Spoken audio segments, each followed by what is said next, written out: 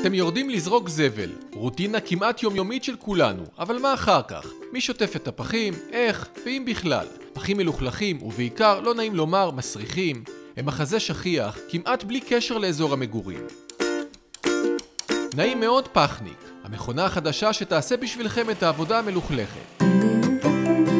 פחניק בעצם התחיל מתוקף היותי פרויקטור הפרדה במקור בעיריית באר שבע. התחלנו בעצם לחפש איזשהו פתרון, איך אפשר לתת מענה לבעיה הזאת, גם של הריחות וגם של התשטיפים והנוזלים. פחניק יכולה לשטוף מאות פחים בכל יום. השטיפה מונעת ריחות לא נעימים והתפתחות מזיקים.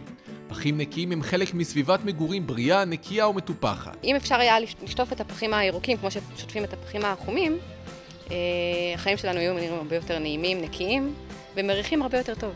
בגלל שהפחים מלוכלכים, תושבים רבים נמנעים מלגעת בהם ומשליכים את הפסולת מחוץ לפח, עובדה אשר מקשה ומעטה את עבודת צוותי פינוי הפסולת.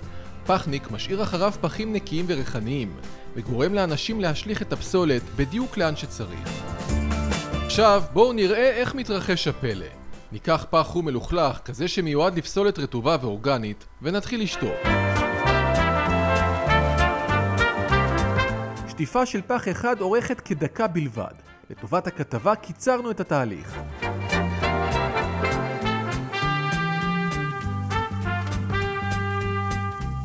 אני חושב שזה שירות שכל הרשויות צריכות לתת אותו לתושבים שלהם. אני חושב שזה משהו מאוד חשוב, הפחים מריחים רע מאוד. תהליך שהעסק הזה עובר, אני חושב שהוא מתקדם כל הזמן קדימה. נפטרנו מכל הריחות שסבבו את כל הפח הנחמד הזה, וזה די מתמרץ אותנו כן לשתף פעולה בעניין.